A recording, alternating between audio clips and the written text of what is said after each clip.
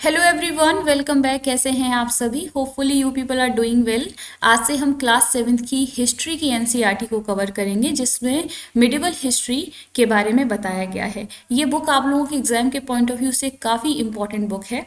अगर आप state PCS exam की तैयारी कर रहे हैं या फिर आप बोर्ड एग्जाम की तैयारी भी कर रहे हैं, तब भी आपके लिए बुक बहुत ज़्यादा इम्पॉर्टेंट है, क्योंकि ये बुक जो है वो मिडिवल हिस्ट्री पर बेस्ड है। मिडिवल हिस्ट्री में जो इम्पॉर्टेंट चैप्टर्स हैं वो इसमें कवर किए गए हैं। तो इन वीडियोस के ज़रिए हम मिडिवल हिस्ट्री को समझने की कोशिश करेंगे। जो भी इस बुक में इंफॉर्मेशन है, जो भी कॉन्सेप्ट्स हैं, उनको यहाँ पर सिंप्लीफाई किया गया है।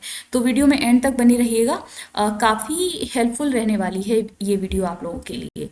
अगर हम बात करें इस बुक के कंटेंट की, कौन कौन से चैप्टर्स हैं, तो फर्स्ट चैप्टर है tracing changes through 1000 years. Second chapter है new kings and kingdoms. Third chapter the Delhi sultans. Fourth the Mughal empire. Fifth rulers and buildings. Sixth towns, traders, craft persons. Seventh chapter tribes, nomads and settled communities. Eighth chapter devotional paths to the divine. Ninth chapter the making of regional cultures. And last chapter है 18th century political formations. इस video में हम समझेंगे tracing changes through 1000 years, जो कि 7th class की NCERT का, history की एनसीईआरटी का फर्स्ट चैप्टर है। ये कार्टोग्राफर क्या होता है? एक ऐसा पर्सन जो कि मैप्स की स्टडी करता है, ऐसे पर्सन को बोलते हैं कार्टोग्राफर। यहाँ पर दो मैप दिए गए हैं इस चैप्टर में, मैप 1 एंड मैप 2। मैप 1 जो कि 1154 सीई में ड्रॉ किया अल इदरीसी ने, और यहाँ पर इंडियन सब कॉन्टिनेंट को डिटेल में दिखाया गया है from the larger map of the world. World के मैप से आप देखिए इंडियन सब कॉन्टिनेंट को, तो यहाँ पर दिखाया गया है इस मैप में। एंड जो मैप सेकंड है उसको ड्रॉ किया है फ्रेंच कार्टोग्राफर ने 1720s में। दोनों ही मैप अगर आप देखेंगे डिफरेंट है, जबकि एरिया सेम है, सेम एरिया की बात की जा रही है। आप इस मैप में देख सकते हैं, मैप 1 है और मैप सेकंड है।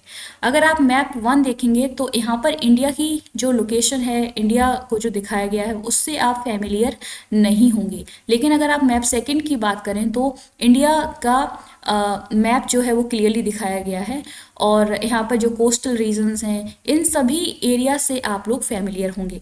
तो यहाँ पर ये बताने की कोशिश की जा रही है कि मैप दोनों में ही एक ही एरिया होने के बावजूद काफ़ी डिफरेंस है। टाइम जब बदल जाता है तो हिस्ट्री बदलती है, ज्योग्राफिकल इंफॉर्मेशन, कॉन्टेक्स्ट बदल जाता है।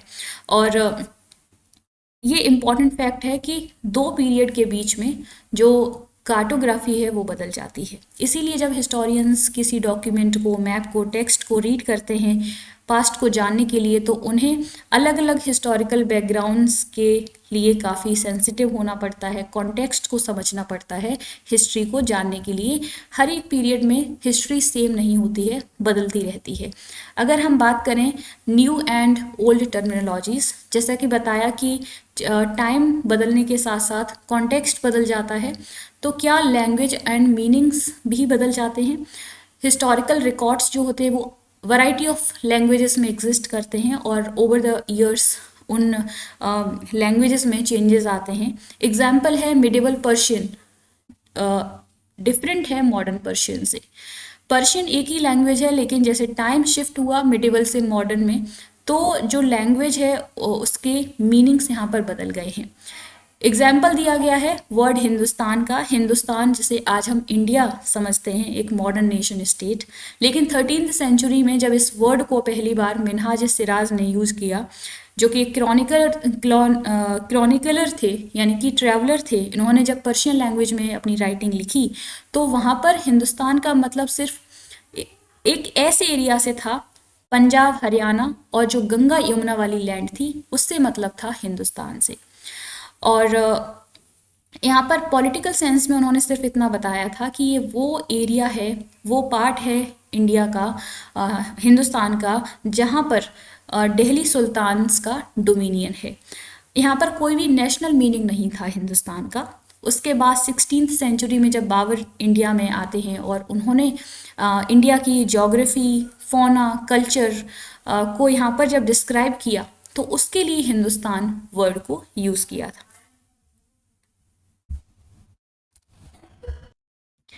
इस बात से ये समझ में आता है कि हिस्ट्री जब भी लिखी जाएगी तो टाइम जैसे बदलेगा वैसे वैसे कॉन्टेक्स्ट बदल जाता है, और जो लैंग्वेज है, जो वर्ड्स हैं, टर्मिनोलॉजी है, उनके मीनिंग्स भी बदल जाते हैं। एक और एग्जांपल यहाँ पे दिया गया है फॉरेनर। फॉरेनर को आज हम ये समझते हैं कि ऐसा पर्सन जो इंडियन नहीं है, लेकिन मिडिवल पीरियड में फॉरेनर कोई भी स्ट्रेंजर पर्सन हो सकता था जो उस पर्टिकुलर सोसाइटी का या कल्चर का पार्ट नहीं होता था। नेक्स्ट सब हेडिंग है historians and their sources. Historians past को जानने के लिए, समझने के लिए वैरायटी ऑफ सोर्सेस को स्टडी करते हैं, और ये जो सोर्सेस होते हैं जो हिस्टोरियंस यूज़ करते हैं, उनमें जब टाइम बदलता है तो उनमें कुछ सोर्सेस ऐसे होते हैं जो कंटिन्यूटी बनी रहती है, और कुछ ऐसे होते हैं जो टाइम पीरियड के साथ साथ उनमें चेंजेस आ जाते हैं, क्योंकि जो नंबर ऑफ सोर्सेस है वो बढ़ जाते हैं, और जो अवेलेबल इंफॉर्मेशन है, जो सोर्सेस हैं, वो धीरे धीरे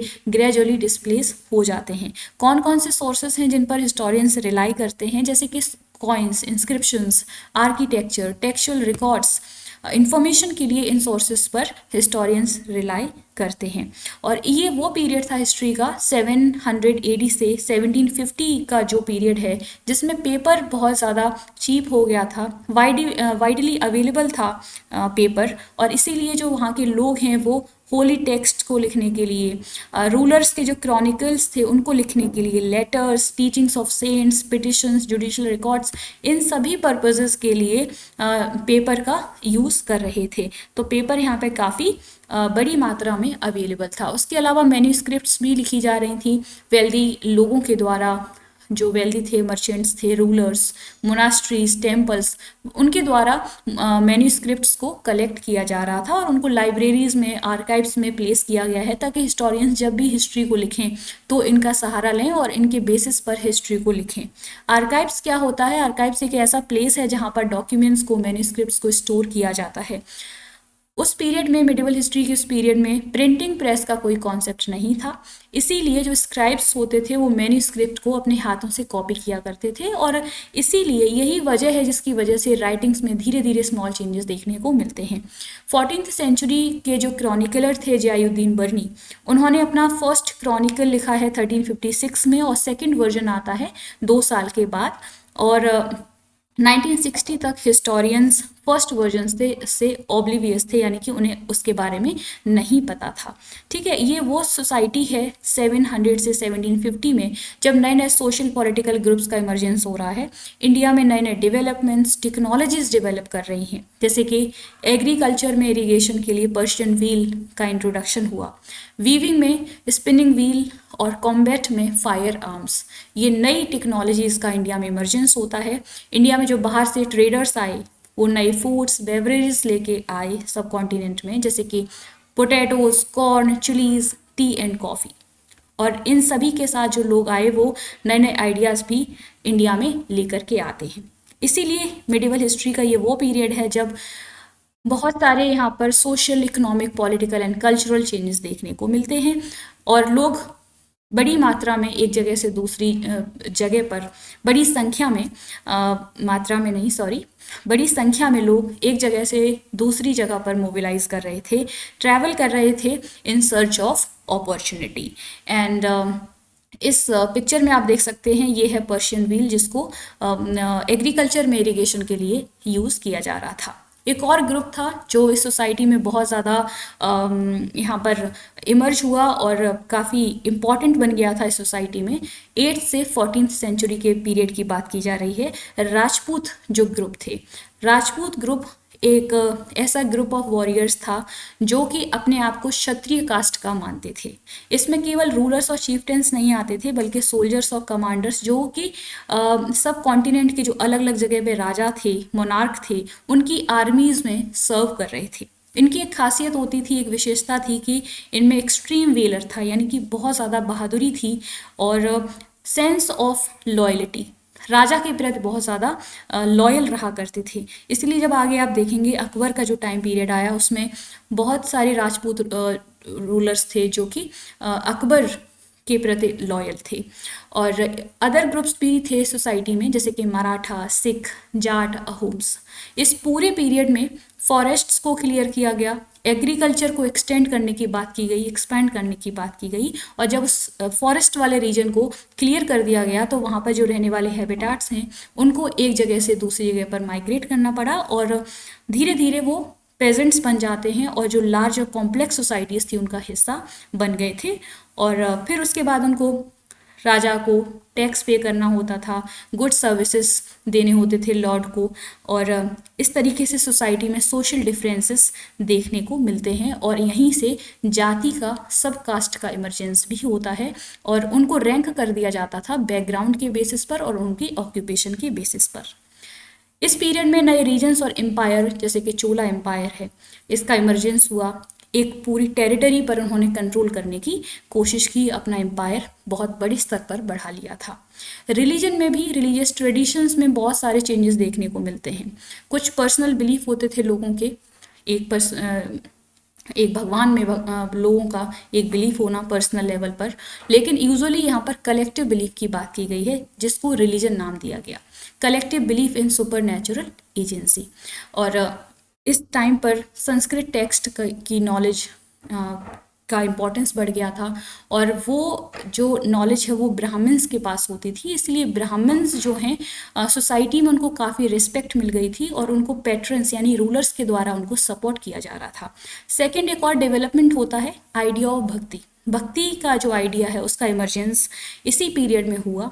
मर्चेंट्स जब इंडिया में आए, माइग्रेंट्स आए, तो अपने साथ होली कुरान की टीचिंग्स को इंडिया में लेके आए 7th सेंचुरी में। कुरान क्या होती है? मुस्लिम्स की एक होली बुक होती है, जिसमें वो मानते हैं एक गॉड की सोवरेनिटी में को एक्सेप्ट करते हैं, उसको उसमें बिलीव करते हैं।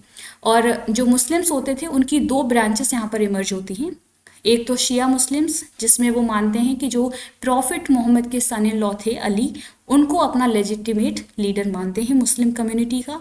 सेकंड जो ब्रांच थी सुन्नी मुस्लिम्स, जिसमें वो मानते हैं कि जो खलीफा होते थे यानी कि अर्ली लीडर्स होते थे मुस्लिम्स के, उनमें उनको उनकी अथॉरिटी को वो एक्सेप्ट करते हैं, कौन? सुन्नी मुस्लिम्स। तो इस तरीके से रिलीजियस डेवलपमेंट्स, चेंजेस यहाँ पर देखने को मिल रहे हैं। नेक्स्ट सब हेडिंग है thinking about time and historical periods. Historians time को जस्ट ऐसे नहीं मानते हैं कि घंटे निकल रहे हैं, दिन निकल रहे हैं, ईयर्स निकल रहे हैं। केवल कैलेंडर का चेंज होना ही हिस्ट्री नहीं है, टाइम में चेंजेस होना नहीं। Time also reflects changes in social and economic organization, in the persistence and transformation of ideas and belief. Time जब बदलता है तो उसका वो इस चेंज को भी रिफ्लेक्ट करता है कि सोशल एंड इकोनॉमिक ऑर्गेनाइजेशंस में चेंज हो रहे हैं, आइडियाज़ बदल रहे हैं, लोगों के बिलीफ बदल रहे हैं।